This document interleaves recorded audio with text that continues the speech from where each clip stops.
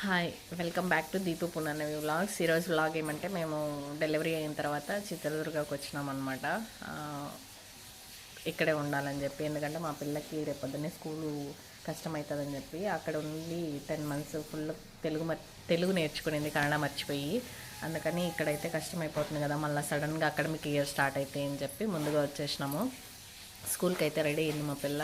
Full తెలుగే మాట్లాడుతుంది, కన్నడ అర్థం చేసుకుంటుంది కానీ బట్ రిప్లై ఇచ్చేది తెలుగులో ఇస్తుంది. అందుకని ఈరోజు స్కూల్కి పంపిస్తున్నా. ఫస్ట్ డే స్కూలు రెడీ అయిపోయింది. ఇంతకుముందు అయితే గొడవ చేసేది, పోను అని. ఆడ ఊర్లో అలవాటు అయ్యి ఇప్పుడు ఇక్కడ కూడా వెళ్ళిపోతానంటుంది. మాంటెసరీకి అయితే జాయిన్ చేసినాము, అదే స్కూల్కే కంటిన్యూ చేద్దామని చెప్పి పంపిస్తున్నా.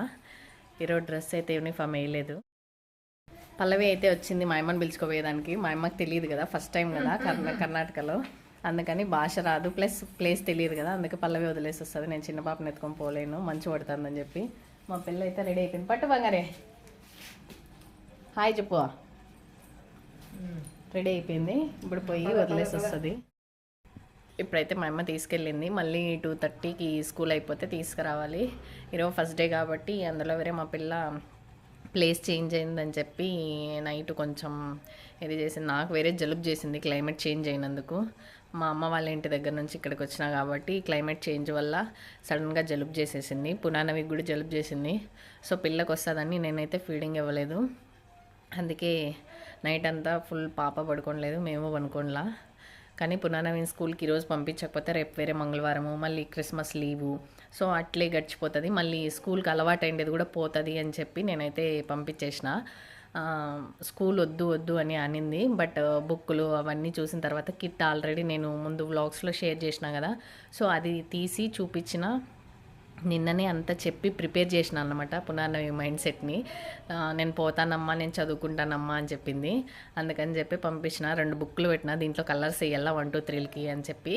అవైతే వేస్తానులే అని చెప్పి వెళ్ళిపోయింది. కలర్ పెన్సిల్ వాళ్ళు ఇస్తారు అని చెప్పిన వెళ్ళిపోయింది. పెన్సిల్ ఒకటి పెట్టుకొని బ్యాగ్లో. చూడాలి ఈరోజు ఎట్లుంటుంది ఏమి అనేది, ఎందుకంటే కన్నడ మర్చిపోయింది కాబట్టి అక్కడికి పోయిన తర్వాత ఏమి ఇబ్బంది అవుతుందో ఏమో అని. ఎందుకంటే నేను సడన్గా 5 months తర్వాత 3 months తర్వాత పిల్లని ఎత్తుకొని వచ్చి స్కూల్కి వదిలేసి వచ్చిన అంటే వాళ్ళు ప్రతిసారి నాకు ఫోన్ చేస్తారు, మీ పిల్ల ఏందో తెలుగులో అడుగుతుంది, మాకు అర్థం అవ్వట్లేదు అని చెప్పి. ఎవరికైనా 10-15 సార్లు ఫోన్లు చేయాలంటే కష్టమే, ఎవరికైనా విసుగొస్తుంది. అందుకే ముందుగానే వచ్చి నేను ట్యూషన్కి కూడా పంపిస్తున్నాను. ఇక్కడే మా పక్కన ఇంట్లో. అక్కడికి పోయినా కూడా పిల్లోలతో మింగిల్ అవుతుంది కాబట్టి కన్నడ ఈజీగా మాట్లాడేస్తుంది, అర్థమవుతుంది. బట్ రిప్లై ఇచ్చే తెలుగులో ఇస్తుంది కాబట్టి త్వరగా నేర్చుకుంటుంది. ఇంట్లో కూడా కన్నడ సీరియల్సే పెడుతున్నా, కన్నడవే చూస్తున్నా అన్నీ. నేను కూడా కన్నడ పెడితేనే కదా ఫాస్ట్గా వస్తుంది. ఇంకా మా హస్బెండ్ నేను కూడా కన్నడనే మాట్లాడాలి ఇంట్లో, తెలుగు మర్చిపోకూడదని చెప్పి మేము తెలుగు మాట్లాడతాము. బయట ఎక్కడ వెళ్ళినా కన్నడనే కాబట్టి. సో ఇంకా చూడాలి, పిల్ల కోసమైనా ఇంకా కన్నడ మాట్లాడాలి. నేర్చుకుంటుందో లేదో ఫాస్ట్గా చూడాలి. ఈ అకాడమిక్ ఇయర్ అయితే ఇట్లా ఎండ్ చేద్దామని అనుకుంటున్నా, చూడాలి. వచ్చి 1 డేనే అయింది. నిన్నంతా మా అమ్మ నేను క్లీన్ చేసినాము. డస్ట్ వల్ల ఏమన్నా నాకు జలుబు చేసిందేమో అర్థం అవ్వట్లే. కొంచెం అయితే క్లీన్ చేసేసినాము. ఇంకా 2 rooms ఉన్నాయి, హాల్ ఒకటి, నెక్స్ట్ దేవుని గడ్డి ఒకటి, బెడ్రూము, కిచెన్ అయితే అయిపోయింది. ఈ 2 క్లీన్ చేసేసి బట్టలన్నీ సోఫావి ఇవన్నీ వాషింగ్కి వేసేస్తే అయిపోయినట్టే సగం పని.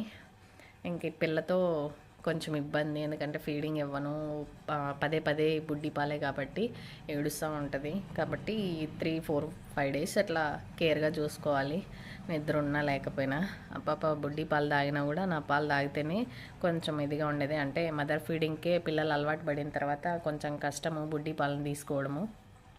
అందుకని చెప్పి కొంచెం కష్టపడాలి, తప్పదు.